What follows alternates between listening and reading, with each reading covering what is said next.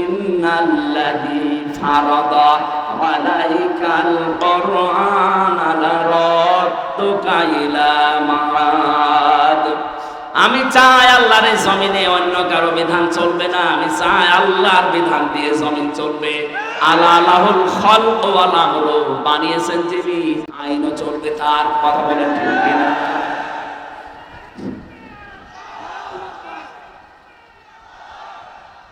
এবার আসেন দ্বিতীয় শব্দে, লারাদ্দুকা। এই আলেম যারা আছেন, জ্ঞানী মানুষ যারা, গ্রামার বসে আরবি লাম দিয়েছেন আল্লাহ, লামে তাকিদ। আল্লাহ বলেন লারাদ্দুকা ইলা মাআদ। নবী এটা কায়েম করতে গিয়ে আজকে আপনি অসহায় হয়ে পড়েছেন, কেউ আপনার পাশে নেই, শুধু একজন মানুষ আপনাকে সাপোর্ট করছে, বন্ধুদের ভেতরে হযরত আবু বকর। লারাদ্দুকা ইলা মাআদ, আপনাকে আজ ওরা যেখান থেকে তাড়িয়ে দিচ্ছে, এই জায়গায় আমি আল্লাহ আপনাকে আবার ফেরত নিয়ে আসবো বীরের বেশে। ১৫০০ বছর আগের এই কথা, আমার মনে হয় ২০১৪ সালের ৫ আগস্টে আল্লাহ বাস্তবে দেখিয়েছেন। এই ১৫.৫ বছর যাদের নাম উচ্চারণ পর্যন্ত এ দেশে নিষেধ ছিল, ৫ দিন আগেও যাদেরকে নিষিদ্ধ ঘোষণা করেছিল, এখন বলে না কেন? মনে হচ্ছিল ওই সময় পুরো জমিন আমাদের জন্য সংকীর্ণ, কোন জায়গায় আমাদের জায়গা নেই। শেষের ৫ দিন কি অবস্থায় ছিলেন আপনি বলেন? আল্লাহ বলেন লারাদ্দুকা ইলা মাআদ। আপনি যাচ্ছেন আজকে একা একা, নবীজি ওখান থেকে বের হলেন, বাড়ি থেকে বের হয়ে তিনি আবু বকরের বাড়িতে গিয়ে ডাকলেন আবু বকর। সঙ্গে সঙ্গে হযরত আবু বকর একটা টোপলা মাথায় নিয়ে দাঁড়িয়ে। নবীজি বলেছিলেন তুমি কি ঘুমিয়েছিলে না? একটা ডাক দিলাম তাও আস্তে করে চলে আসলে মানে। হযরত আবু বকর বলেছিলেন হে রাসূল, ৬ মাস আগে আপনি শুধু ইঙ্গিত দিয়েছিলেন যে হিজরত করা লাগতে পারে, তোমাকে সাথে নিতে পারি, আমাকে নেবেন, আপনি বলেননি নিতে পারি। এ পর্যন্ত শোনার পরে আজ ৬ মাস আমি প্রস্তুতি নিয়ে আছি, টোপলা টোপলে যা আছে বেঁধে আমি দরজার সাথে এইটা লাগিয়ে হেলান দিয়ে ঘুমিয়ে পড়ি, না জানি কখন এসে আপনি আমার আবু বকর বলে ডাকবেন। নবীর কথা শোনার জন্য তারা ৬ মাস দরজার সাথে পেট লাগিয়ে ঘুমায়। আর বিশ্ব নবীর আদর্শ আজ ভুলণ্ঠিত হয় দেশে। বিশ্ব নবীর আদর্শকে বিদায় করার জন্য ১৫.৫ বছর বহু চেষ্টা চালিয়েছে। কথা বলেন না কেন? নবীর শিক্ষাকে মাইনাস করেছে। কি সুন্দর একটা হেরা গুহা, এই যে গারে সোর আবু বকরের এই যে কাহিনীটা আমাদের 3-4 পড়াতো, কি নাস্তিকরা আসলে 15.৫ বছরে ওইটা মাইনাস করে দিয়েছে। তারা নবীর একটা কথা মানার জন্য ৬ মাস ঘুমায় না, হেলান দিয়ে ঘুমায়। আরে 15.৫ বছরের ভেতরে ওরা আল্লাহর নবীর জীবনী পর্যন্ত শিক্ষা ব্যবস্থা থেকে বাদ দিয়ে দিল। প্রতিবাদ করার মতো কায়দা ছিল না। এই কথা বলে না কেন? যা করেছেন পুরাপুরি উল্টি আমরা আগের অবস্থায় ফিরে দিতে চাই। এই অবস্থায় থাকলে আগামী 10 বছরে দেশে নাস্তিক দিয়ে ভরে যাবে। ওরা যে সিস্টেম চালু করে গেছে, এজন্য আমার মনে হয় বাংলাদেশে ইসলামপন্থী মানুষ এখন যারা আছে সবচেয়ে বেশি ঘৃণা করে এই নওফেলকে। এটা একটা টাটকা নির্ভেজাল শয়তান ছিল। নবীর আদর্শকে বাদ দিয়ে কি শ্রীকৃষ্ণ শ্রীরাম এদের জীবনে ঢুকিয়েছে। আপনি ঢোকান শ্রীকৃষ্ণ শ্রীরাম নিষেধ করছে না। হিন্দু যারা আছে দেশে 4 ভাগ, তাদের শিক্ষা যেটা আছে তাদের ভেতরে দেন। আমরা 96 ভাগ মুসলমান, আমরা আদর্শ পড়তে চাই মুহাম্মদুর রাসূলুল্লাহ। কারো বাবার আদর্শ আমরা পড়তে চাই না। মানুষের জীবনী পড়ে আমাদের জীবন পরিবর্তন হবে না, হবে একজনের জীবনীতে, তার নাম মুহাম্মদুর রাসূলুল্লাহ। এর আগে যে মহিলা ছিল প্রজাপতি মহিলা, নাম দিয়েছিল প্রজাপতি মন্ত্রী। পররাষ্ট্রমন্ত্রীর দায়িত্বে যখন ছিল শুধু ঘুরে বেড়াতো, কোনো কাজ নেই। আজকে শুনলাম আরো 5 দিন রিমান্ডে। দিন দেওয়া দরকার সমস্ত মানুষকে। মানুষ নামে কলঙ্ক আমাদের একেবারে মাথা ভেঙে দিয়েছে। জাতির শিক্ষা ব্যবস্থা পুরো ধ্বংস করে দিয়েছে। আহ্বান জানাবো ধর্ম মন্ত্রণালয়ের যিনি দায়িত্বে আছেন উপদেষ্টা হিসাবে ডক্টর আফাম খালিদ স্যার, খুব তাড়াতাড়ি আমাদের আগের অবস্থাগুলো, আমাদের নবীর জীবনীকে আবার সন্নিবেশিত করা হোক। আমাদের জীবন অবশ্যই অবশ্যই এই রবিউল আউয়াল মাসের দাবি, এটা আমাদের জীবন পাল্টাবে। কারণ নবীজির জীবনী দেখে দেখে যদি সাহাবায়ে কেরাম নিজের ধর্ম ছেড়ে দিতে পারে, নবীর আদর্শ পড়লে আমাদের জীবন পাতা পাল্টাবে না? বলেন, আমরা আশা করছি পাল্টাবে। বিশ্বনবী তাকে নিয়ে চলে গেলেন গারে সৌর, যেটা বলা হয়। আমি নিজে উঠেছি, 3.5 ঘন্টা লেগেছে আমার মতো যুবক মানুষের। তাও তো ওই সময় আমার বয়স ছিল 30। 3.5 ঘন্টা ওই জায়গায় উঠে দেখলাম আল্লাহর নবী যেখানে বসেছিলেন, ঘুমিয়েছিলেন একটু আবু বকরের উপরে মাথা দিয়ে। ওরা যেখানে আক্রমণ করার জন্য ওই জায়গা পর্যন্ত গিয়েছিল, প্রত্যেকটা জায়গায় নবীজিকে আল্লাহ নিজে দায়িত্ব নিয়ে বাঁচিয়েছেন। সাপে কামড় দিয়েছিল আবু বকরকে, নবীজির থুথু মোবারকের কারণে আল্লাহ ব্যথা নিরাময় করে দিয়েছেন। মাকড়সা এবং কবুতর এসে জাল বনিয়ে ডিম পাড়া অবস্থায় নবীজির জীবনকে রক্ষা করেছে। মাকড়সার জালের নিচ দিয়ে যখন এই শত্রুদেরকে দেখা যাচ্ছিল, বিশ্বনবী ওই দিন নিজের সাথী আবু বকরকে বলেছিলেন, লা তাহজান ইন্নাল্লাহা মা'ানা। হে আমার সাথী, পাহাড়ের সাথে ভয় পাবেন না, আমরা দুইজন না, ওরা যদিও অনেক মানুষের পা আমরা দেখতে পাচ্ছি, আমরা দুইজন না, আমাদের সাথে মহান আল্লাহ আছেন। বিপদের এই কঠিন মুহূর্তে নবীজির এই কথাকে শোনার পরে আল্লাহ এত বেশি খুশি হয়েছিলেন, তাদেরকে ধোঁকা দিয়ে বোকা বানিয়ে ওখান থেকে আল্লাহ সব ফেরত পাঠিয়েছেন। কষ্ট করে করে নবীজি ওখান থেকে মদিনায় যাচ্ছিলেন, কিন্তু 5 ছেঁচাড় দিতে দিতে যায়, দেখে হযরত আবু বকর। তিনি ডাক দিয়ে বলেন, আবু বকর, পায়ে কি ব্যথা? সাপে কামড় দিয়েছিল, এই জন্য কি পায়ে ব্যথা পেয়েছো? পায়ে আমার ছেঁচড় দাও কেন?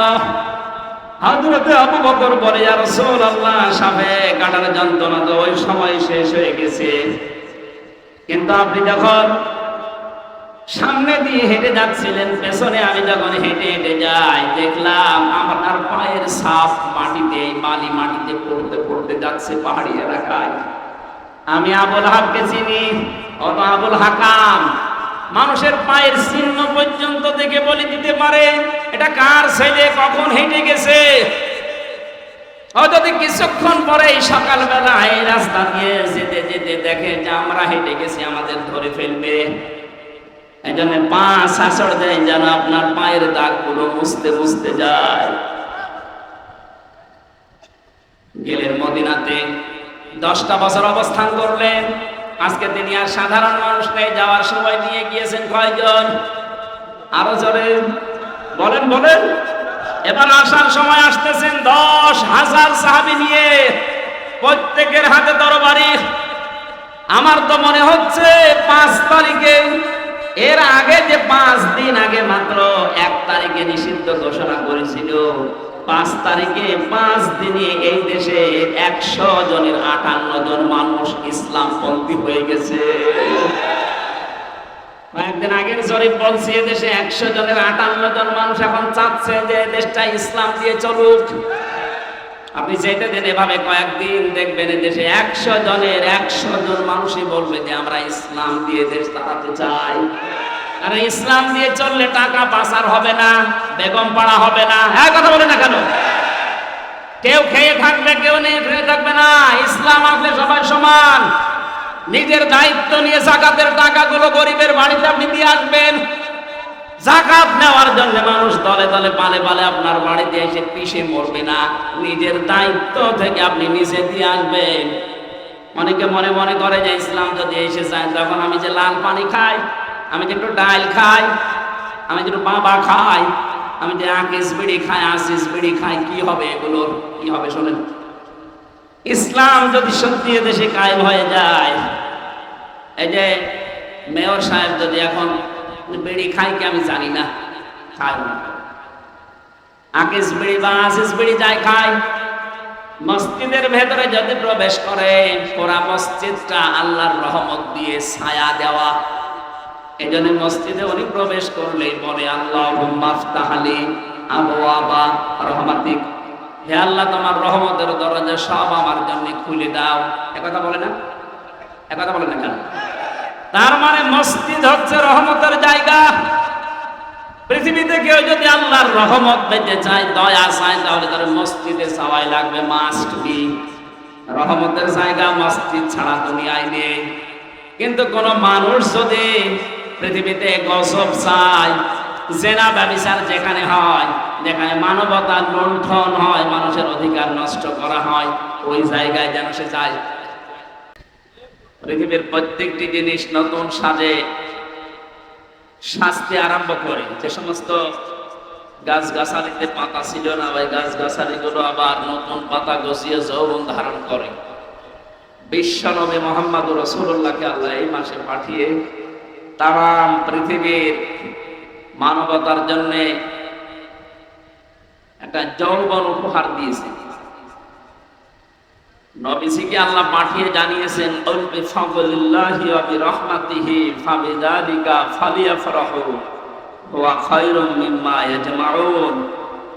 যদিও আয়াতটা কোরআনে কারিমের দিকে ইঙ্গিত দেয়, তারপরেও কোন কোন তাফসিরে নবীজির দিকেও ইঙ্গিত আছে।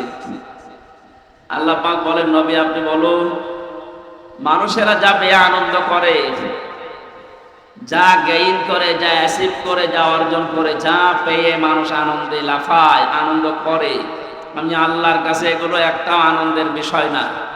আমার কাছে আনন্দের বিষয় হচ্ছে যারা আপনাকে পেয়েছে, আপনার আদর্শ পেয়ে যারা আনন্দ করে, এই মানুষগুলোকে বলেন তারাই আসল জিনিস পেয়েছে। সুবহানাল্লাহ। আমরা নবীজির উম্মত। গতকালকে কুষ্টিয়াতে একজন বিশ্বনবী মুহাম্মদুর রাসূলুল্লাহকে গালি দিয়েছে, আমি রাতে এসে দেখলাম। প্রতিবাদ চলছে কুষ্টিয়াতে। যারা এখনো পর্যন্ত এগুলো নিয়ে মেতে আছেন, থামেন না। বারবার আমরা সতর্ক করেছি। এই বাংলাদেশ না, তামাম পৃথিবীর তুলনায় মুসলমানদের কাছে মুহাম্মদুর রাসূলুল্লাহর ইজ্জত, সম্মান, মর্যাদা অনেক বেশি। এই জন্য যারা এগুলো করেন, পাগলামি বন্ধ করেন। মানুষকে আইন হাতে তুলে নিতে বাধ্য করবেন না। যে কয় প্রকার মানুষকে মেরে ফেলা জায়েজ আছে, তার ভেতরে বিশ্ব নবীকে যারা অপমান করে, শাতেমে রাসূল নবীকে যারা গালি দেয়, এদেরকে মেরে ফেললেও কোনো অপরাধ নেই। এই সমস্ত কাজে আপনারা চড়াবেন না। আমরা নিজেরা আইন হাতে তুলে নিতে চাই না। বর্তমান বাংলাদেশে যে আইন আছে, এই আইন দিয়েই যদি বিচার হয়, তারপরেও আপনি কিন্তু ছাড় পাবেন। অন্য জায়গায় পাগলামি করছেন পরে। নবীজির বিষয়ে কোনো আপোষ নেই।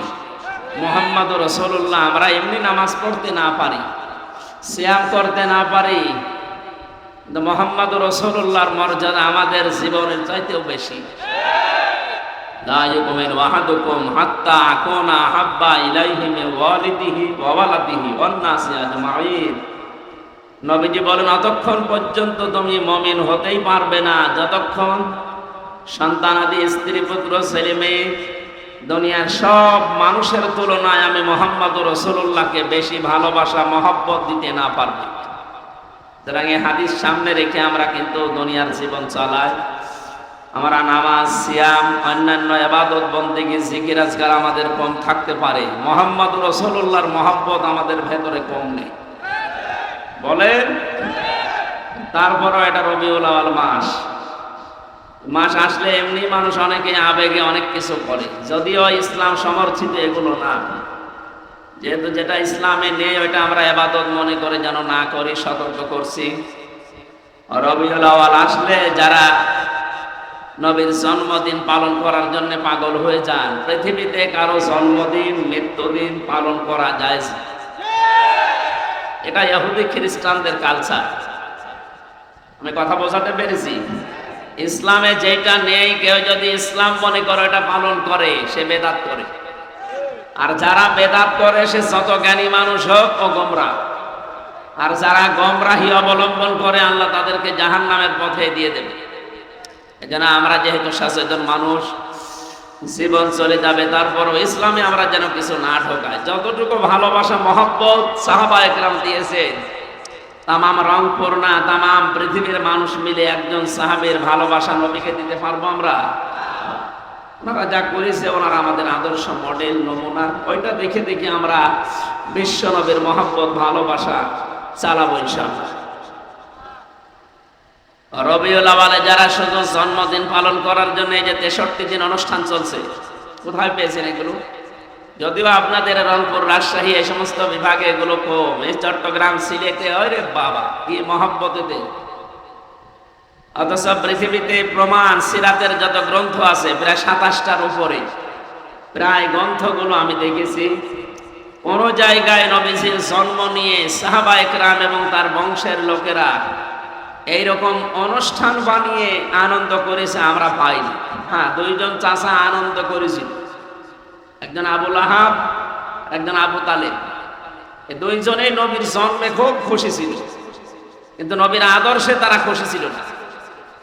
এক কথা বুঝতেছেন? এই দুইজন নবীর চাচায় আদর্শ পেয়ে তারা খুশি না, কিন্তু তারা নবীর জন্মে খুশি। এই যে মিলাদ যেটা বলা হয়, মিলাদ মানে জন্ম, মিলাদ মানে, এই দুইজন চাচার পুরা জীবনী পড়েন, দেখবেন এরা এত খুশি ছিল নবীর জন্ম পেয়ে। নিজেদের বাড়ির কাজের মেয়ে, কেনা কাজের মেয়ে, এখন তো আমরা টাকা দিয়ে ভাড়া করে নিয়ে আসি, আর ওই সময় কিনে নেওয়া ছিল। মানুষ বেচা কিনা হয়তো গরু ছাগলের মতো, বাজার থেকে কাজের মহিলা কিনে বাড়িতে রেখেছিল আবু লাহাব, সুয়াইবিয়া। মহিলা এসে যখন আবু লাহাবকে জানিয়েছে যে নেতা, মালিক, আপনার বড় ভাইয়ের সন্তান হয়েছে, খুব সুন্দর।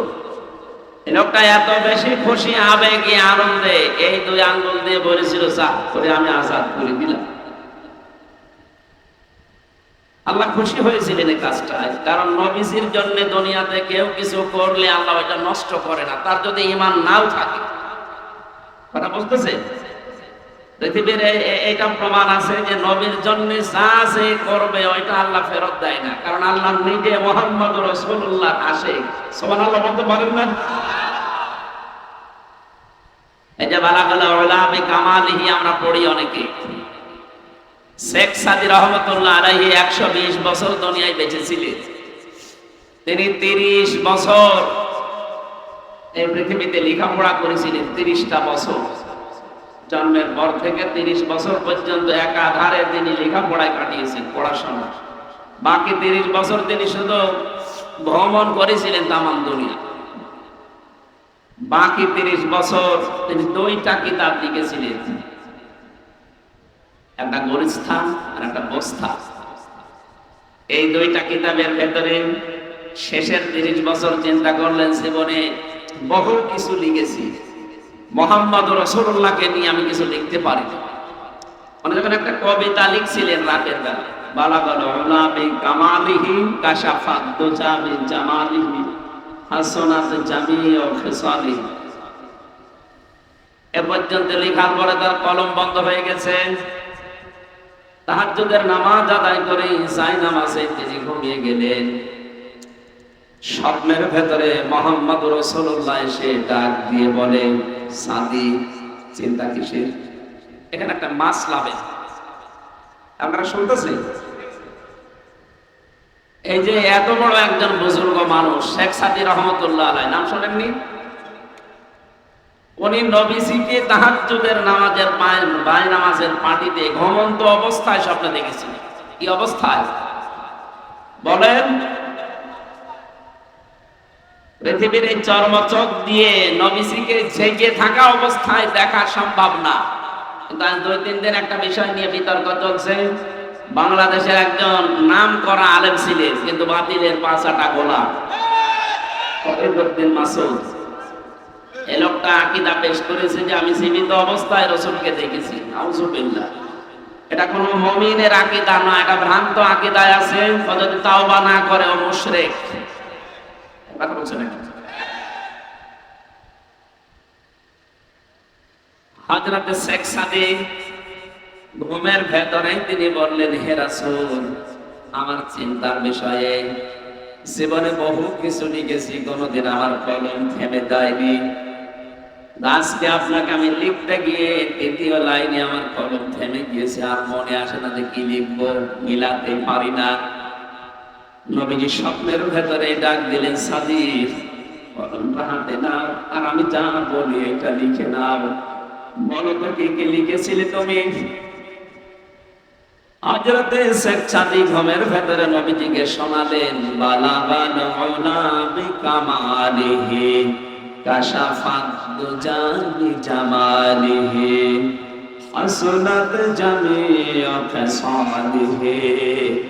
নবীজি বললেন, লেখো সাল্লু আলাইহি ওয়া আলিহি। বলে বলেন মারহাবা। এই লোকটার এই যে কবিতা, এটা দরুদ শরীফ না, এটা কবিতা, কিন্তু এটা এত বেশি প্রসিদ্ধি লাভ করেছে তাম দুনিয়ায়। শুধু বাংলাদেশ না, পাকিস্তান, ভারতে না, বহু দেশে আল্লাহ আমাকে নিয়েছে। বড় বড় আলেম যারা ইসলামিক স্কলার, দেখি বক্তব্যের শুরুতে কয়েকটা লাইন আগে জনগণের সামনে করে নেয়, যদিও এর ভেতর অনেক সুন্দর সুন্দর কথা আছে।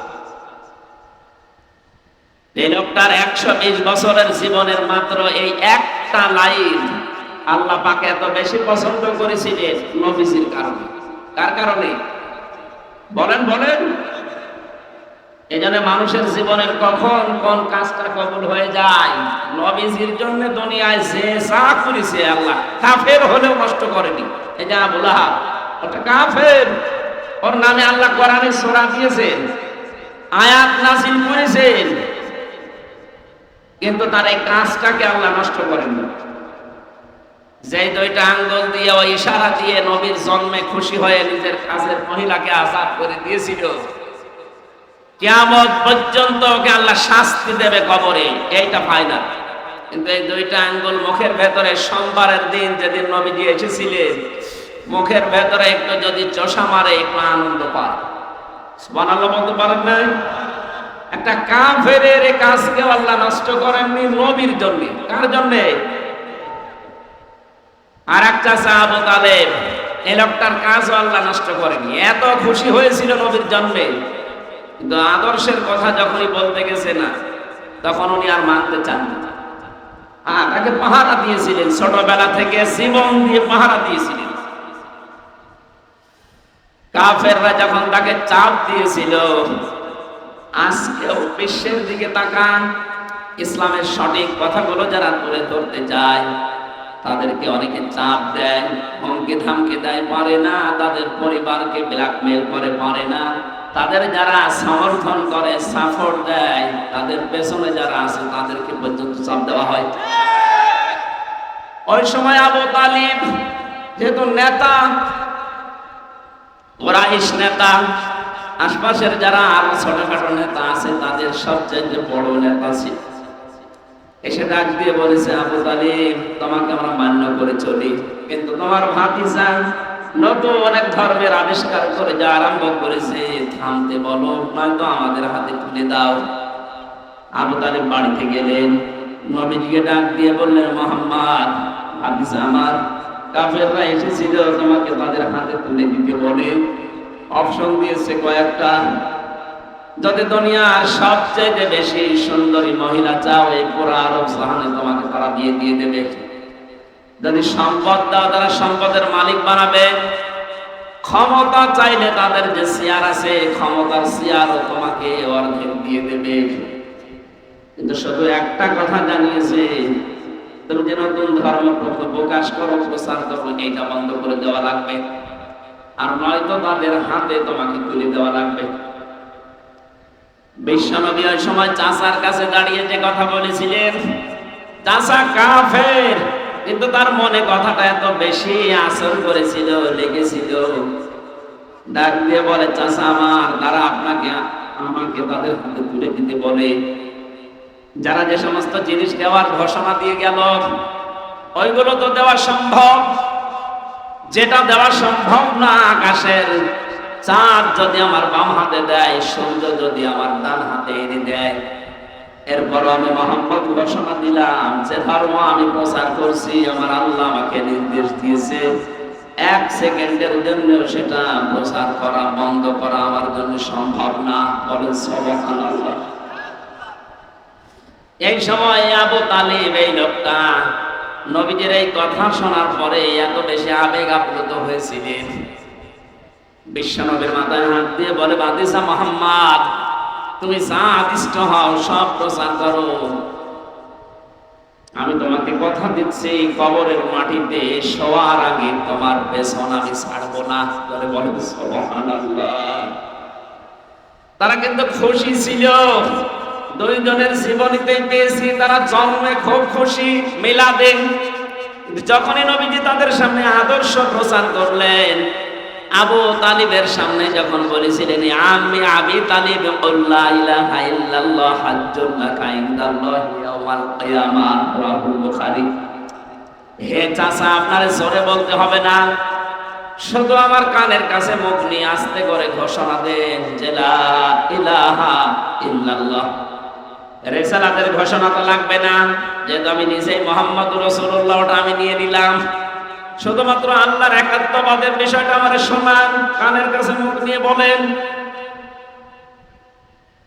পাশে যারা নেতা ছিল, আবু লাহাব, আবু সুফিয়ান, আবু জেহেল, এরা বলেছে, নেতা পড়বা, এতদিন পর্যন্ত বাপদাদার ধর্ম মেনে চললা, এখন যদি ভাবিসন করো মরণের পরে মানুষ তোমার নামে বদনাম বের করবে, তোমার কাপুরুষ বলবে, ভীরু বলবে, উল্টা পাল্টা কথা ছড়াবে।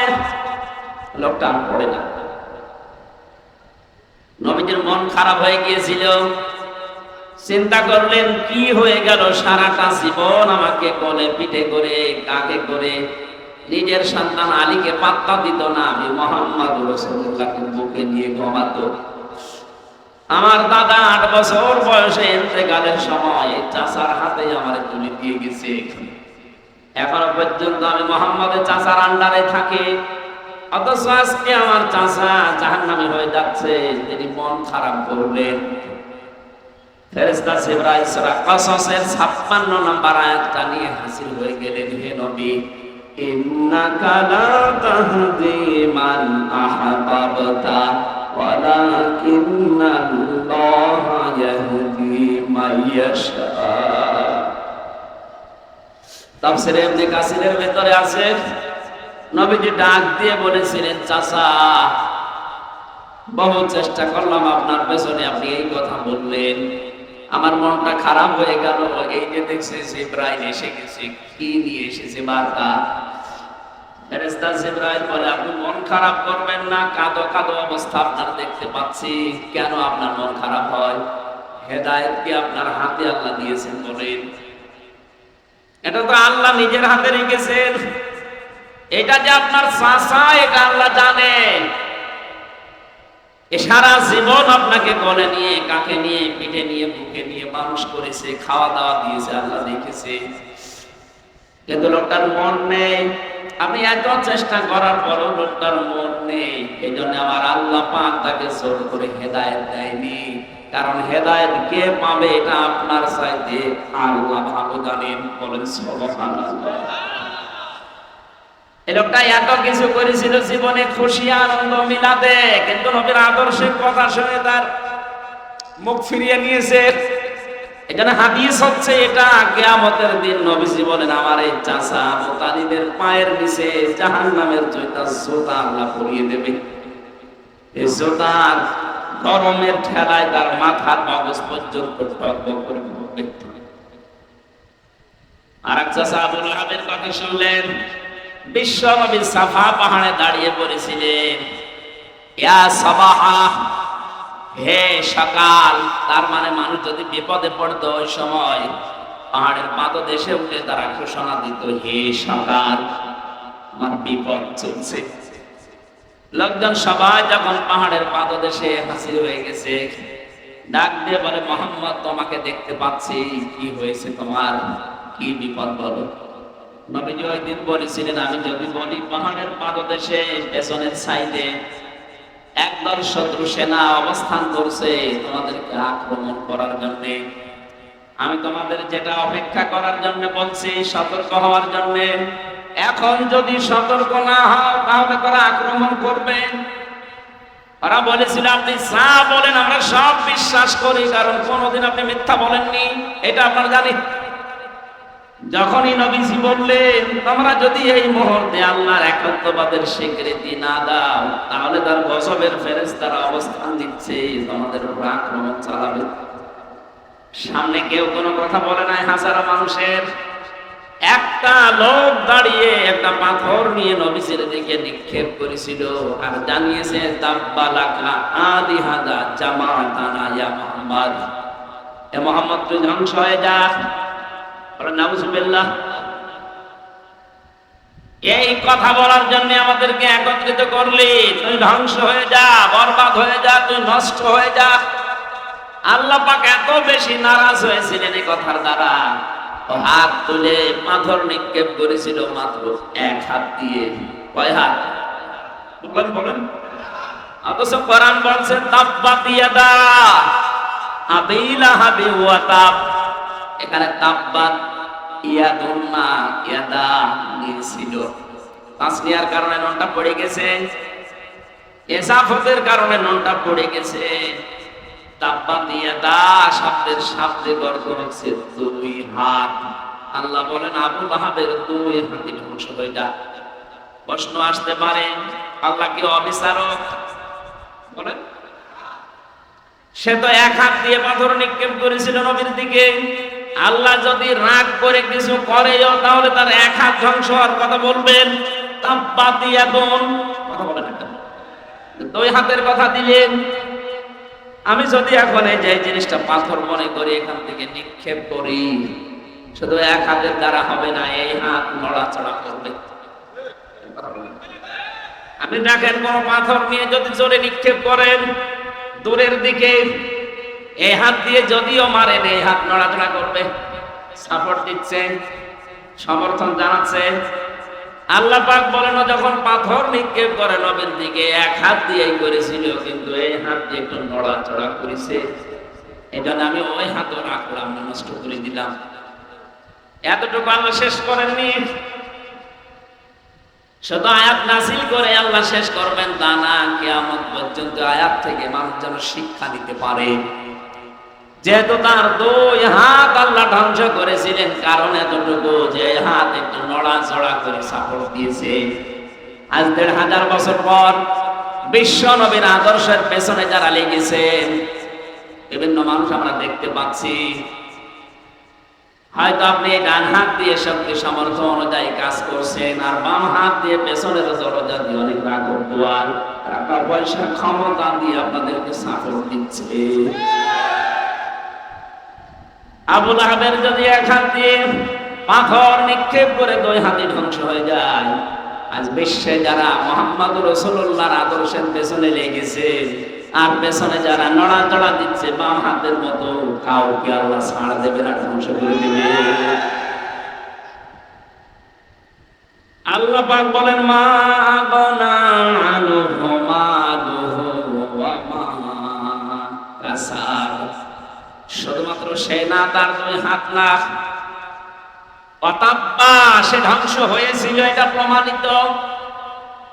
কতদিন পর্যন্ত মরে প্লেগ রোগে পড়েছিল ঘরের ভেতরে, যখন দুর্গন্ধ ছড়িয়েছে এলাকার মানুষেরা তার সন্তানদেরকে আত্মীয় স্বজনদেরকে যখন ঘৃণা ঘৃণা ঘৃণা এই শব্দগুলো উচ্চারণ করেছে যে আপনারা মানুষ, আপনাদের কারণে এলাকায় আমরা বাস করতে পারি না। লোকটা মরে পড়ে তাকে কবর দেওয়া, মাটিতে দেওয়া, ওর কাছে যাওয়া সব ভয়ে আছে। এখানে নবীজির পেছনে যারা লাগে, তার দুশমন যারা, তাদেরকে আল্লাহ এত বেশি অপমান করে, অপদস্থ করে।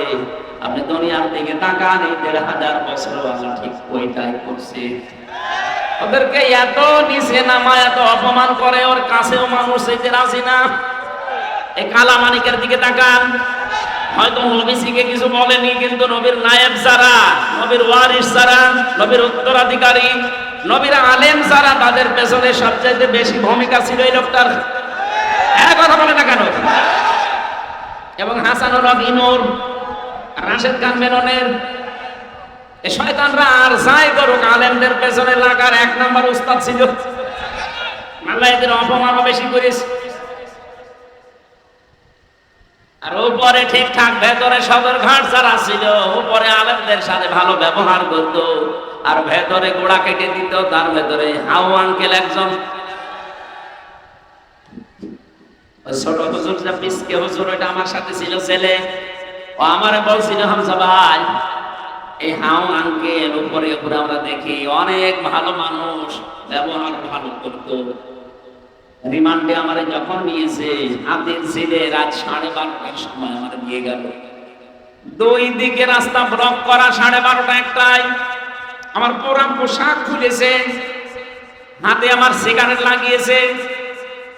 আর একটা অর্ধ উলঙ্গ মেয়ে লোক কোথা থেকে যেন নিয়ে এসে আমার পাশে দাঁড় করিয়ে ছবি তুলছে। যারা যারা আছে আমার সামনে, পুলিশের কনস্টেবল এসআই যারা, ওরা বলছে এটা সকালবেলা ইন্টারনেটে দিয়ে দেব, মানুষকে জানবে দেশের মানুষ হুজুর কত খারাপ। এত অসহায় মনে হচ্ছিল নিজেকে। এমনিতেই তো আমি ছোট মানুষ ওদের তুলনায়, আমার বয়স বেশি কিন্তু আমি তো সাইজে ছোট।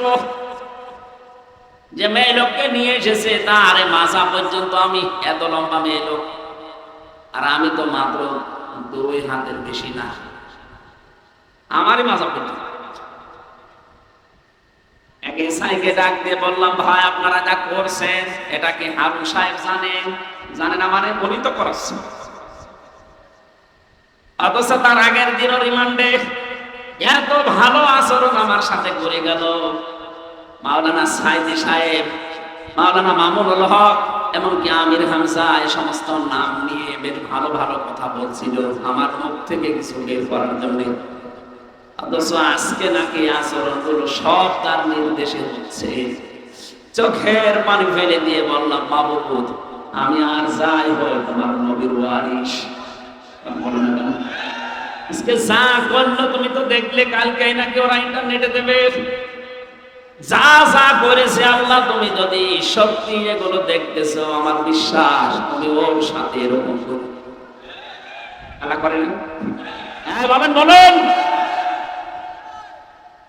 ছোট হুজুরের হয়তো কয়েক ইঞ্চি আমি জানি না, কিন্তু এর যে 3 ইঞ্চি তামাম দুনিয়া চিনি ফেলেছি।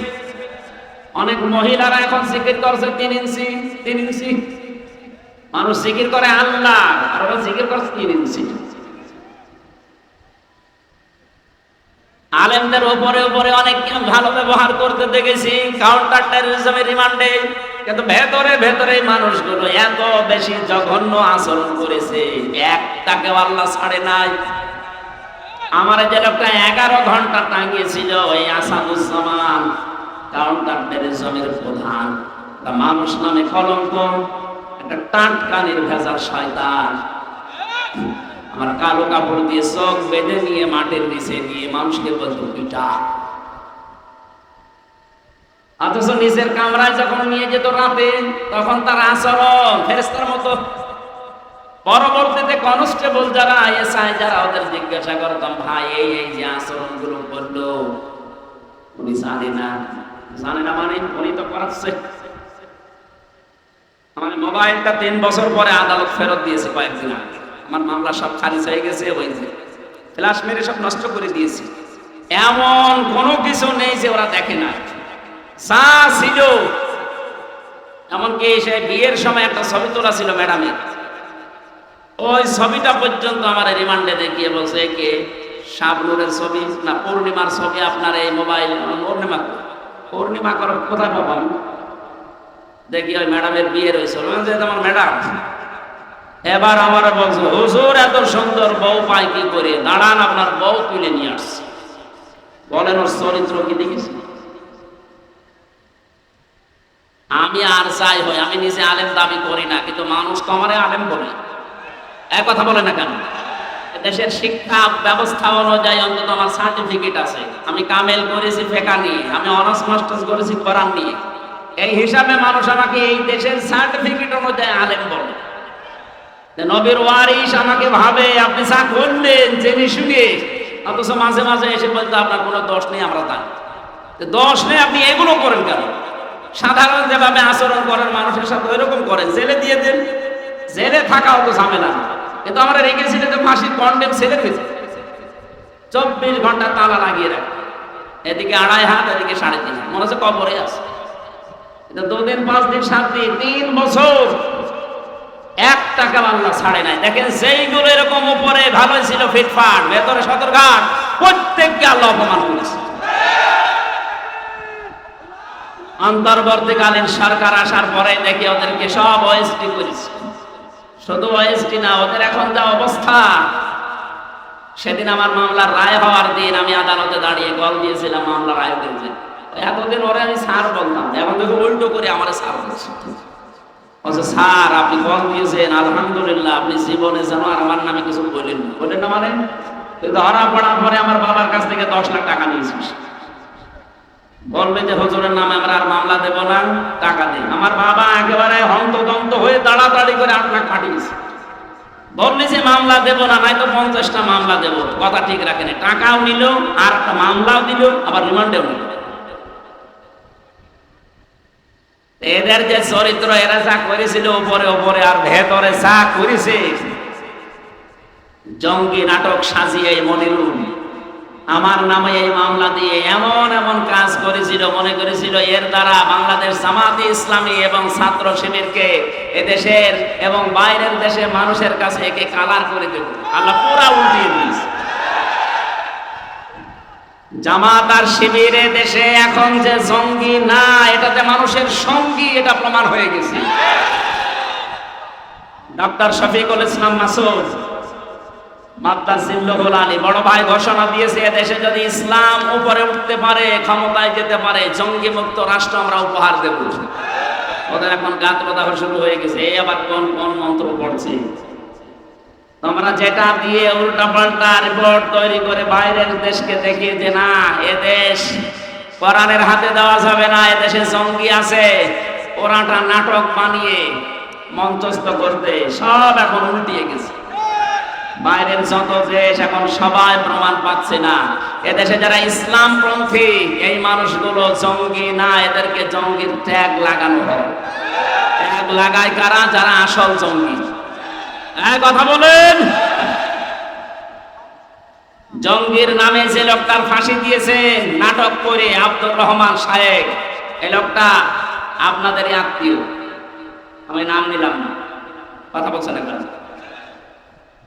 এটা না আমার কথা ছিল, আপনার যে মাল সম্পদ, আপনার যে রায়, আপনার যে সমর্থন, হয়তো ডাইরেক্ট অনেকে নবীর বিরুদ্ধে, নবীর ওয়ারিসদের বিরুদ্ধে কিছু করে না, পেছনের লাইন দিয়ে অনেকে সাপোর্ট দেয়, তাদেরকেও আল্লাহ ছাড়ে নাই। কারণ এই আয়াত আল্লাহ 1500 বছর আগে দিয়েছে, কিয়ামত পর্যন্ত ছাড়বে না।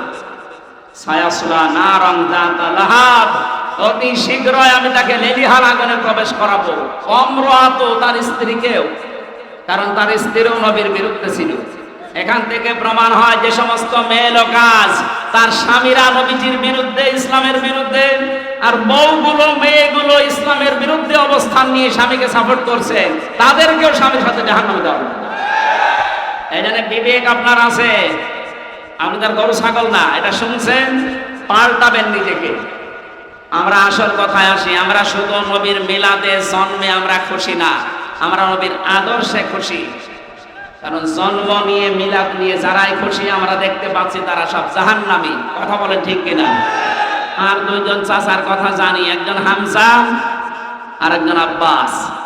এই 2 জন আপন চাচা, কিন্তু তারা শুধু জন্মের সময় খুশি ছিল না, তারা খুশি ছিল, আনন্দ করেছে নবীর আদর্শ পেয়ে।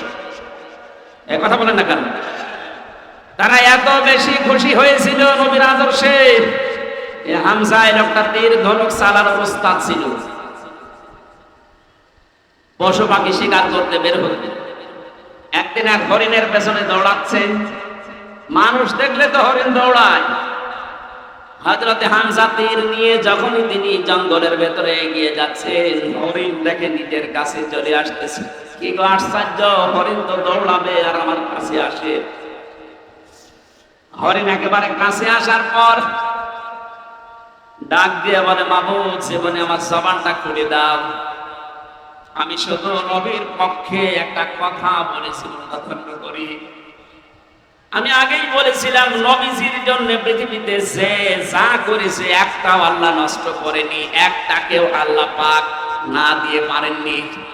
হরিণ যখনই বলেছে আমি নবীর পক্ষে একটু কথা বলতে চাই, আল্লাহ তার জবান খুলে দিয়েছেন। মানুষের মতো এসে বলে, হামজা তুমি আমাকে শিকার করার জন্য পেছনে দৌড়াচ্ছিলে, অথচ আমি নিজে শিকার হওয়ার জন্য তোমার হাতে ধরা দিচ্ছি, কারণ আছে। আমি একটা কথা বলতে চাই, আমাকে শিকার করে জবাই করে রান্না করে খেয়ে ফেলো, কোনো অসুবিধা নেই। আমার দুইটা বাচ্চা পর্যন্ত কাঁদছে, তাদেরকে দরকার হয় সাথে নিয়ে আসি। কিন্তু তোমার এতিম ভাতিজা ভাই নেই, তার একটা সন্তান আব্দুল্লাহর ছেলে মোহাম্মদ। এদেশের নেতা যাকে তোমরা মনে করো আবু জেহেল, রক্তাক্ত করে কাবার পাশে ফেলে রেখে দিয়েছে। আমি তোমার কাছে জানতে চাই, এর কোনো প্রতিবাদ তোমার জানা আছে কিনা? তুমি কিছু করতে চাও? মনের দুঃখ নিয়ে, ভারাক্রান্ত মন নিয়ে এই হরিণকে, হরিণের বাচ্চা দুটোকে ছেড়ে দিয়ে বাড়িতে আসলেন। স্ত্রী কাঁদতেছে, ডাক দিয়ে বলে, বউ আমার কাঁদো কেন? বলে, কাঁদি আমার তো ছেলে মেয়ে নেই। আমি কাঁদি এই কারণে, তোমার ভাইয়ের ছেলে মোহাম্মদ এতিম মানুষ, তারে আজকে আবু জেহেল মারধর করে কাবার পাশে রক্তাক্ত করে ফেলে রেখেছে। কিছু করবা কিনা? যদি কিছু না করো, আমি তোমার জন্য রান্না বাড়া সব বন্ধ করে দিলাম। নবীজির চাচি হযরতে হামজার স্ত্রীর এই কথাটাকে আল্লাহ ফেলে দেয়নি। সিরাত ইবনে হিশামের ভেতরে আল্লাহ পাক তাকে চিরন্তন করে দিয়েছেন। বলেন সুবহানাল্লাহ। দৌড় দিয়ে ওই ধনুক নিয়ে চলে গেলেন। আবু জেহেল কয়েকজন সাঙ্গ পাঙ্গ নিয়ে মিটিং করছিল যে আজকে মোহাম্মদকে জনমের পিটানো পিটিয়েছি। তীর ধনুক নিয়ে বললে, কেন তুমি আমার ভাতিজাকে মারলে? এই বলেই বললেন আঘাত। ফিনকি দিয়ে আবু জেহেলের মাথা থেকে রক্ত বের হওয়া আরম্ভ হয়ে গেছে। ডাক দিয়ে বললেন, দেখো আমার ভাই বেঁচে নেই, কিন্তু আমি হামজা এখনো পর্যন্ত জীবিত আছি।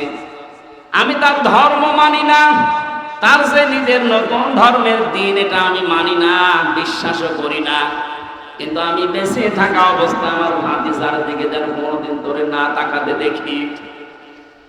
যখন দেখছিল আশপাশের সাঙ্গ পাঙ্গ, তারা ডাক দিয়ে বলে, নেতা শুধু অর্ডার দেন, হামজাকে আমরা শুয়ে দেই।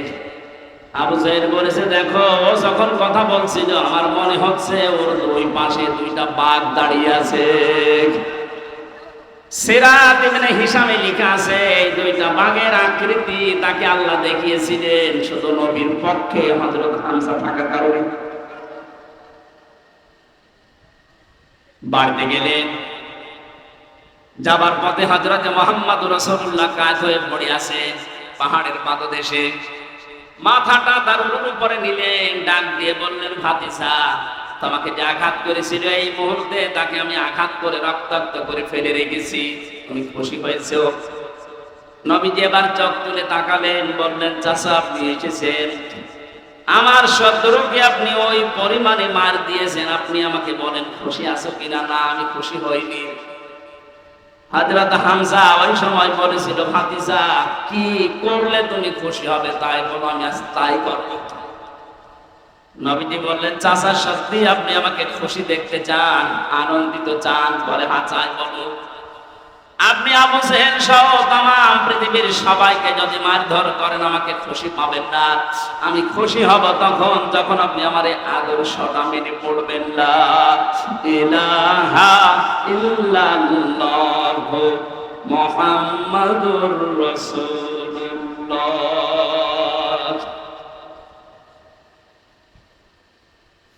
হযরত হামজা ওই দিন বলেছিল, তোমাকে আজকে খুশি করার জন্য এহানো কাজ নিয়ে আমি করব না। এই মুহূর্তে তোমার সাথে আমি ঘোষণা দিয়ে দিলাম, তিনি নবীর আদর্শে, নবীর জীবন চরিত্র পেয়ে খুশি হয়ে নিজের জীবনটা পর্যন্ত দিয়ে ৭০ টুকরা হয়েছিলেন উহুদের ময়দানে। তারপর নবীর আদর্শ ছাড়েন নাই। আল্লাহ পাক খুশি হয়ে আয়াত নাযিল করেছেন কোরআনে, রাদিয়াল্লাহু আনহুম ওয়া রাদু আন যালিকা লিমান খাশিয়া রাব্বাহ। এটা সাহাবায়ে কেরামের জন্য। হযরত হামজা সাহাবী ছিলেন না? কথা বলেন। তাহলে আমরা দুইজন চাচার কথা জেনেছি, তারা মিলাদে খুশি ছিল, আদর্শে খুশি না, দুইজনে জাহান্নামী। আবু তালেব আর আবু লাহাব, অপর দুইজন চাচা হযরতে হামজা, হযরত আব্বাস, এই দুইজন শুধু তারা জন্মে মিলাদে খুশি হয়নি, তারা আদর্শ পেয়ে খুশি হয়ে গেছে, আনন্দ করেছে, নিজের জীবন পর্যন্ত মিলিয়ে দিয়েছে। আল্লাহ দুইজনকে জান্নাত দিয়ে দিয়েছে। আজকে রবিউল আউয়াল মাসে আমরা সিদ্ধান্ত নিতে চাই, বিশ্ব নবী মুহাম্মদুর রাসূলুল্লাহ শুধু মিলাদ পড়ে খেজুরি জিলাপিকে আমরা শেষ করব না, তার 40 থেকে 63 এই 23 বছরের জীবনী পুরাটা আমাদের জীবনে বাস্তবায়ন করে আমরা আনন্দ করব। হ্যাঁ, রাজি আছেন আপনারা? আল্লাহ মাহফিল সাকসেস করুন, বলেন আমিন। আজকে তেলাওয়াত করেছে সূরা কাসাস 85 নম্বর একটা আয়াত। এটা বিশ্বনবী মুহাম্মদ রাসূলুল্লাহর সাথে রিলেটেড, এই জন্য এটা পড়লাম। কাসাস মানে ঘটনা সমূহ। কাসাস মানে কি? আল্লাহ রাব্বুল আলামিন বলেন, ইন্নাল্লাযী ফারাদা আলাইকাল কুরআনা লারাদ্দুকা ইলা মাআদ। নবীজিকে আল্লাহ জানাচ্ছেন, হে নবী, অবশ্যই আল্লাহ পাক আপনার উপরে কোরআনের আইন মানা ফরজ করে দিয়েছেন। এখান থেকে মাসলা বের হয়, এটা কি শুধু নবীজির জন্য? কোরআনের যে আইনগুলো আছে 500 আইন আছে। কয়টা? বলেন বলেন। এই 500 আইন মানা নবীজির জন্য শুধু ফরজ। এর ব্যাখ্যা করতে গিয়ে সূরা যুখরুফের 42 নম্বর আয়াতে আল্লাহ জানিয়েছেন, وَإِنَّهُ لَذِكْرٌ لَكَ وَلِقَوْمِكَ وَسَوْفَ تُسْأَلُونَ। হে নবী, আপনাকে আর আপনার উম্মত বলে দাবি করবে, তাদেরকে আমি কিন্তু কিয়ামতের দিনে এই প্রশ্নটা প্রথম করব যে আমার কোরআনের আইন মানা হয়েছে কিনা। তাহলে কোরআনের আইন মানা এটা ফরজ, নামাজের মতো, সিয়ামের মতো। কথা বলেন না কেন? যেটা ফরজ কাজ, ফারাজুন শব্দ আল্লাহ নিজে দিলেন কোরআনে। ইন্নাল্লাযী ফারাদা, আল্লাহ কিন্তু কাঁটা বাঁধেননি যে লিখে দিলাম, না, ফারাজ আমি ফরজ করে দিলাম। আলাইকাল কুরআনা, আপনার প্রতি আমার কোরআনের যে নিয়ম নীতিগুলো নাযিল হয়, এটা ব্যক্তি, পরিবার, সমাজ আর রাষ্ট্রে মানা এটা ফরজ। এটা কি? 96% মুসলমান আমরা এই দেশে বাস করি। কোরআনে কারীমের প্রচার করো, এই যে শব্দটা আল্লাহ পাক বলেন কোরআন প্রচার করো। ওয়াদাক্কির ফাইন্নাদ যিকরা তানফাউল মুমিনিন। হে নবী, আপনি কোরআনের আলোচনা করেন, কোরআন প্রচার করেন, এটা মুমিন যারা তাদের উপকার হবে। এই বিধানটা কার? আরো জোরে বলেন। অথচ 15.5 বছর এ কোরআন প্রচার করো, এ আদেশ মানতে গিয়ে এ মোস্তফা সাহেবের মতো মানুষেরা বহু মানুষের সাথে বার্গেনিং করা লেগেছে। আমি তো রংপুরে জেল থেকে বের হওয়ার পরে কয়েকটা অনুষ্ঠানে এসেছিলাম। ওই আগস্টের 5 তারিখে ইনি একজন মেয়র রানিং তখন, তারপরও যারা দায়িত্বে ছিল ওই সময়, ওই সমস্ত মানুষের সাথে বার্গেনিং করা লেগেছে 96% মুসলমানের দেশে। কেন আমি কোরআন প্রচারের এই অনুষ্ঠানে বাধা দেবেন বলেন? ওরা জবাব দিতে পারেনি। এই যে সাক্ষী বসে আছে, জিজ্ঞাসা করেন, পুলিশ কমিশনের কাছে পর্যন্ত ওনার বার্গেনিং করা লেগেছে। অথচ কোরআন প্রচার করা এই নির্দেশ আল্লাহর, এই আইন কার? বলেন বলেন। এই আইনটা মানা তো তার জন্য ফরজ ছিল, কিন্তু নিজের চেয়ার ঠিক রাখতে গিয়ে, জালেমের তোষামত করতে গিয়ে, জালেমের স্বপ্ন পূরণ করতে গিয়ে তারা কোরআনে পর্যন্ত বাধা দিয়েছে। আল্লাহ পুরাটা উল্টিয়ে দিয়েছে আজ। সুতরাং কোরআনের আইন মানা ফরজ। আমার মনে হয় উনি যেহেতু কোরআন হাদিস পড়ে, কোরআন প্রচার হবে, প্রসার হবে, মানুষ জানবে, শুনবে, মানবে। এটা নফল না, এটা ফরজ।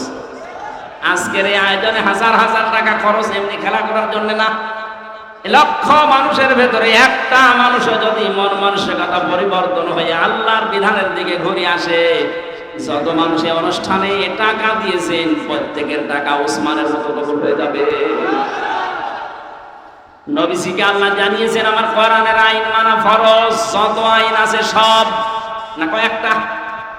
বলেন বলেন। তাহলে কোরআন প্রসার করা কায়েম করা, এর জন্য অর্থ খরচ করার সময় দেওয়া। আজকে গুরুত্বপূর্ণ সময়গুলো টাকাগুলো সব আমরা খরচ করছি এইটাই, কারণ আমাদের নির্দেশ যে আপনি প্রসার করেন কায়েম করেন। জায়গায় যদি কেউ অর্থ খরচ করে ওই টাকার হিসাব আল্লাহ কিয়ামতে নেবেন না। এক নম্বরে কোরআন প্রসারে যদি কারো টাকা পয়সা খরচ হয়, আজকের কোরআন এই প্রচারের অনুষ্ঠানে যদি আপনার 10টা টাকাও খরচ হয়, কিয়ামতে ওই 10 টাকার হিসাব দেওয়া লাগবে না। বলেন মারহাবা। 2 নম্বরে, এই পৃথিবীতে কোনো মানুষ যদি জিহাদের ময়দানে কাজ করে, তার পেছনে যদি আপনি খরচ করেন, যেতে পারেন না, তাকে সাহায্য করেন, ওই টাকার হিসাব দেওয়া লাগবে না। 3 নম্বরে, যদি আপনার পরিবারস্থ লোকদের জন্য, বিশেষ করে যাদের সাথে রক্তের সম্পর্কগুলো আছে, এদের পেছনে যদি আপনার টাকা খরচ হয়, ওই টাকার হিসাব দেওয়া লাগবে না।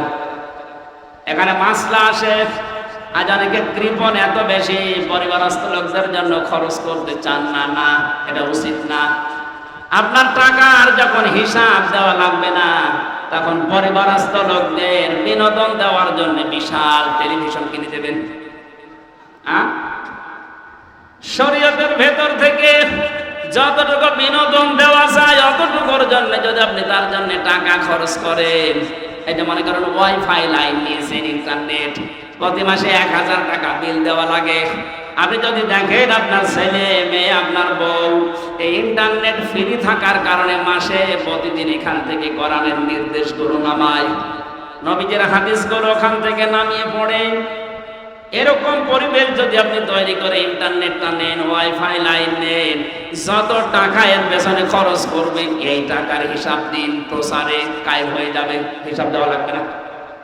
কিন্তু পরিবেশ তৈরি না করে যদি ওয়াইফাই লাইন নিয়ে দেখেন আপনার মেয়ে আপনার ছেলে উলঙ্গ নাচ দেখছে, আপনার তো ডবল সওয়াব হবে। এটা পরিবেশটা তৈরি করা লাগবে। আমি যে কথা বোঝাতে চাচ্ছিলাম, কোরআনের আইন মানা যেহেতু ফরজ, আমাদের এখন থেকে জীবনের টার্গেট থাকা লাগবে, আমি যাই করি না কেন কোরআন এদেশে কায়েম হবে, এদেশে কোরআনের আইন চলবে, এটা আমার জীবনের প্রথম কাজ, আমি বানিয়ে নেব। এই যদি কেউ রাজনীতি মনে করেন, হ্যাঁ এটাই রাজনীতি, কারণ বিশ্ব নবী এইটা কায়েম করার জন্য 27টা যুদ্ধে তিনি নিজে নেতৃত্ব দিয়েছেন, আর 87টা গাজওয়া, সারওয়া, জিহাদ এগুলোর তিনি মানুষকে দিয়ে পরিচালিত করেছিলেন মাত্র 13 বছরে। কয় বছরে? বলেন বলেন। মক্কায় যে 53 বছর এক থেকে ছিলেন, তখন তো কিছু করতে পারেননি, বুঝেছেন? ওখান থেকে যে মদিনায় গেলেন 53 বছর বয়সে, মাত্র 10টা বছর মদিনায় ছিলেন। এই 10 বছরের ভেতরে তাকে 27টা যুদ্ধে নিজের নেতৃত্ব দেওয়া লেগেছে। বলেন তো বাস্তবতা কোথায়? নবীজি কোরআনের বিধান চালু করার জন্য এগুলো করেছিলেন না ব্যক্তিগত স্বার্থে? কোরআনের জন্য যদি উনি নিজে জিহাদের ময়দানে সেনাপতির দায়িত্ব পালন করে, তা 1টা 2টা না 27টা। ওইরকম যদি পরিস্থিতি আমাদের আসে যে তরবারি হাতে নেওয়া লাগবে, বোমা হাতে নেওয়া লাগবে, মানুষকে মেরে ফেলা লাগবে, এই সিচুয়েশন আসলে কোরআন কায়েমের জন্য ওইটাও জায়েজ আছে। আর ওইটা যদি কেউ রাজনীতি মনে করেন, জিহাদ মনে করেন, না ওইটাই আমার জিহাদ, কারণ আমার জীবনের আসল টার্গেট। আমার মনে হয় যারা মানবতাকে ধ্বংস করার জন্য, ইসলামকে বিদায় করার জন্য যারা সলা পরামর্শ করেছিল, যে সমস্ত বাড়িতে বসে বসে, যে সমস্ত ঘরে বসে বসে আপনি তাকান তাদের দিকে, ওই মানুষগুলোর জায়গা, বাড়ি, ঘর এখন সব অভিশপ্ত হয়ে গেছে। এই কথা বোঝার চেষ্টা করেন। আমি তো আমার কুষ্টিয়ার কথা বলছি। আলেমদের বিরুদ্ধে সবচেয়ে বেশি জঘন্যতম শত্রু হিসাবে কাজ করেছিল যারা, আমি নাম নিয়ে বলছি, এই হানিফ আর ইনু। 5 তারিখের বিকাল আসতে দেরি, ওদের বাড়ির ইট পর্যন্ত মানুষ খুলে নিয়ে চলে গেছে। কারণ কি? ওটা গজবের জায়গা। ওখানে বসে বসে আলেমদের বিরুদ্ধে, ইসলামের বিরুদ্ধে ওরা সলা পরামর্শ করত। আল্লাহর নবী মুহাম্মদুর রাসূলুল্লাহ সাল্লাল্লাহু আলাইহি ওয়াসাল্লাম আজকে তিনি আর একা আসতেছেন না, সাথে আছে 10,000 এবং প্রত্যেকের হাতে খোলা তরবারি। কাবা শরীফ পাওয়ার কিছু দূর আগে নবীজি তাঁবু টাঙালেন রাতের বেলা। কালকে আমরা মক্কা বিজয় করব, দখল করব মক্কা। ওরা বহু অত্যাচার এই 13 বছর আমাদের উপরে করেছিল। যাদেরকে ওরা হাত কেটে দিয়েছে, পা কেটে দিয়েছে, সেই আম্মার, ইয়াসির, বেলাল, খাবায়েব, খব্বাব সব আজকে সাথে এসেছে। বিশ্বনবী সবাইকে ডাক দিয়ে বললেন, যুদ্ধের কিছু কৌশল আছে। ওরা আবু জেহেল তো বদরের ময়দানে শেষ হয়ে গেছে, নেতৃত্বে আছে আবু সুফিয়ান, লোকটা ছাড়বে না। খুব বিচক্ষণ মানুষ। এখানে আমাকেও বিচক্ষণের পরিচয় দেওয়া লাগবে। সাহাবায়ে কেরাম, তোমরা 3টা কাজ বেশি বেশি করবা, আর 3টা কাজ একেবারেই করবা না। যে 3টা কাজ একেবারেই করবা না, কোন মহিলা, কোন নারী এদের গায়ে হাত দিবা না। 2 নম্বরে কোন শিশুর গায়ে হাত দিবা না। যদি কেউ ক্ষমতা পায়, বিজয় হতে পারে, তাহলে তাদের এই কর্মসূচিগুলো নেওয়া দরকার। যে মহিলাদের গায়ে হাত দেওয়া যাবে না, শিশুর গায়ে হাত দেওয়া যাবে না, কোন বৃক্ষ কাটা যাবে না। অথচ 15 বছরের ভেতরে তাকান, পুরা উল্টা। ক্ষমতা পেয়ে কত নারীকে বিনা কারণে জামাত ইসলাম করে, ছাত্রী সংস্থা করে, ইসলামের বৈঠক করে, এই নাম দিয়ে গ্রেফতার করে জেলখানায় পাঠিয়েছে। আবার আমি নবীর উম্মত, আমি হজ করে এসেছি, এই ঘোষণা দিলাম, লজ্জা করে না? নবীজি বললেন শিশুর গায়ে হাত দেবে না। বাস্তবে দেখলাম এ দেশের শিশুর অপরাধের জন্য, বাবার অপরাধে শিশুকে ধরে ধরে তারা জেলখানায় দিয়েছে। এই যে হুজুরটার নাম বললাম, শিশু হুজুর না, ওর বয়স আছে কিন্তু শিশু হুজুর তো। ওর পোস্টার পর্যন্ত মানুষ লিখে দিত শিশু বক্তা। শিশুকেও আপনি ছাড় দিলেন না। এই আপনার ক্ষমতা পাওয়ার কারসাজি। নবীজি বললেন, আমার বিজয়ের 2য় শর্ত, করবা না শিশুর গায়ে হাত দিবা না, বৃক্ষ কাটবা না। তাকান, এই 15.5 বছরে রাস্তার পাশে কত পুরাতন পুরাতন গাছ ছিল, সব সাবাড় করে ফেলেছে। নবীজি বলেছিলেন 3টা কাজ বেশি বেশি করবা। 1 নম্বরে তোমরা পায়খানা বানাবা কম, আর রান্না করার চুলা বানাবা বেশি। আর আমার শত্রু আবু সুফিয়ানের বাড়িতে কেউ যদি অবস্থান নেয়, তাকে কিছু বলবো না। আবু সুফিয়ান এই রাতে এশার নামাজের পরে 8টা-10টার দিকে তার গোয়েন্দা বিভাগের যারা গুপ্তচর আছে 4 জনকে পাঠিয়ে দিলেন, যাও, শুনেছি আব্দুল্লাহর এতিম ছেলে মুহাম্মদ আজকে আসতেছে মক্কা বিজয় করার জন্য। তাবু টাঙিয়েছে মক্কার অরবরে, দেখো তো কয়জন মানুষ সাথে নিয়েছে। আল্লাহর নবী জানিয়েছিলেন, চুলা রান্না করার চুলা বানাবা বেশি বেশি করে। 1 জন মানুষ চুলা বানাও 10টা করে, তাহলে 10,000 মানুষ চুলা হবে কত বলেন? ওরা এশার নামাজের পরে এসে শুধু চুলা গুনতেছে, যে রান্না তো হচ্ছে, তারপর ভেতরে যাই থাক। চুলা গুনতে গুনতে ওদের রাত গভীর হয়ে গেছে। ফেরত যে বলেন, নেতা মানুষ কত আছে জানি না, চুলা গুনি শেষ করতে পারিনি।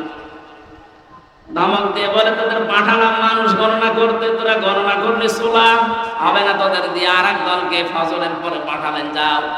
রাতের বেলা হয়তো ওরা টের পাইনি, দেখতে পাইনি, এখন একটু ফর্সা হচ্ছে, এই সময় যাও। নবীজি বলেছিলেন, তোমরা পায়খানা বানাবে কম, মানুষ 10,000, পায়খানা 10টা। এরাতে যেহেতু সবার এই কাছে যাওয়া লাগে, সকালবেলা ওরা এসে থাকে এক একটা পায়খানার সামনে প্রায় 600, 700, 1000 মানুষ দাঁড়িয়ে। চিন্তা করছে তাঁবুর ভেতরে লোক আছে কিনা জানি না, কিন্তু পায়খানার সামনে অবস্থা কি। কয়েকটা লাইন গুনতেছে, 3-4 হাজার গণনা করে বলছে দরকার নেই। ডাক দিয়ে বলে, কি অবস্থা, মানুষ কত আছে জানি না, এক একটা পায়খানার সামনে মানুষ যত আছে লাইন গণনা করে শেষ করতে পারিনি। আবু সুফিয়ান রাগান্বিত হয়ে বলে, বেটা বেয়াদব বললো, পাঠালাম কি আর করিস কি, তোদের দিয়ে হবে না, আমি নিচে যাবো আজ। নিজেই সকালবেলা গেছে, নবীজি ফজরের নামাজ আদায় করার পর তিনি যে এখন প্রস্তুতি নেবেন, আর খালি হাতে প্রস্তুতি নেওয়া জায়েজ নেই। আজ আমরা অনেকে শুধু তসবিহ নিয়ে পড়ে আছি। হ্যাঁ, কথা বলেন না কেন? এই রাতে তো আপনি 13 তারিখে মার খেয়েছেন, 13 সালে। যদি ওই সময় শুধু তসবিহ না নিয়ে তসবির সাথে আরো কিছু নিতেন, মারতে আসলে আরো ওদের 10টা মারলে 5টা পড়তো। নিজে পাহাড়ের পাদদেশে দাঁড়িয়ে দৃশ্য দেখে, নবীজি 10,000 সাহাবীকে তরবারি দিয়ে দাঁড় করিয়ে রেখেছে। সূর্যের আলো লাগতেছে, চিক চিক করে আলো জ্বলে। মনের অজান্তে কথা তার মুখ দিয়ে বের হয়ে গেছে, আহ কি সুন্দর দৃশ্য লাগছে। গিয়েছে একজন, সাথে নিয়ে আজকে এসেছে হাজার হাজার মানুষ নিয়ে। পেছনে তাকিয়ে দেখে নবীর আপন চাচা হযরত আব্বাস ডাক দিয়ে বলে, আব্বাস তাকাও তোমার ভাতিজার দিকে। আজকের এই দৃশ্য দেখে মনে হচ্ছে তোমার ভাতিজা বিশাল বাদশা হয়ে গেছে। হযরত আব্বাস বলছে, আবু সুফিয়ান তোমার চোখ তোমাকে ধোঁকা দিচ্ছে। ভালো করে চোখ মোচন করে আবার খুলে দেখো, এর নাম বাদশাহী না, এর নাম নবুয়ত। এর নাম যদি বাদশাহী হতো তাহলে আজকে তোমার আবু সুফিয়ানের কল্লাটা মাথার উপরে থাকতো না, এই ঘাট থেকে আলাদা হয়ে যেত। তরবারি দেখতে পাচ্ছ ঠিক, কিন্তু এর নাম বাদশাহী না, এর নাম নবুয়ত। আমার মনে হয় 1500 বছর পর 5 তারিখের মে মাসে, আগস্ট মাসের পরে যা দৃশ্য আমরা অন্যান্য দলের পক্ষ থেকে পেয়েছিলাম, যে যেখানে পারে অনেকে লুটপাট আরম্ভ করেছিল, চাঁদাবাজি আরম্ভ করেছিল। একটা মানুষকে দেখলাম, তিনি সবচেয়ে বেশি নির্যাতিত হয়েছিলেন এই 15.5 বছরে। তারও তো ক্ষমতা ছিল, তারও লক্ষ লক্ষ মানুষ ছিল দেশে। তিনি ঘোষণা দিলেন, না আজকের এই দিনে আমি কাউকে কিছু বলবো না, সবাইকে সাধারণ ক্ষমা ঘোষণা করে দিলাম। আমি শুধু বলার জন্য বলছি তা না, বাস্তবের সাথে মিলিয়ে যাচ্ছে তাই বলছি। ওনার আদর্শটা রাসূলের কাছ থেকে নেওয়া, কথা বলেন ঠিক কিনা? সব গোসল পাতার মতো কাঁপছিল। নবীজি বললেন, লা তাসরিবা আলাইকুমুল ইয়াউম, কোনো ভয় নেই, চিন্তা নেই। আমার ভাই ইউসুফ যেভাবে মাফ করে দিয়েছিল, আজকে তোমাদের প্রতি আমার কোনো ক্ষোভ নেই, অনুরাগ নেই। সব আমি আল্লাহর জন্য তোমাদেরকে মাফ করে দিলাম। আজকে এই দৃশ্যটা আরম্ভ হয়েছে আগস্টের 5 তারিখ থেকে।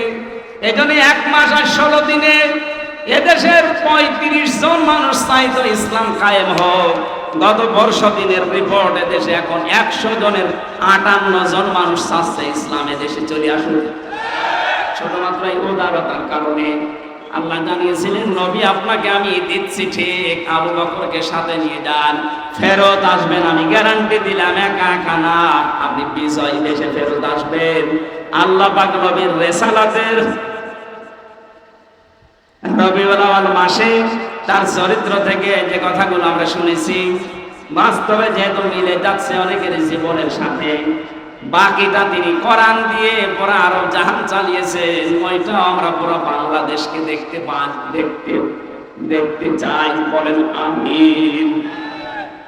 প্রচন্ড গরম, 4:30 পার হয়ে গেছে, এখন আজান হচ্ছে চারিদিকে, এখনই নামাজ হবে।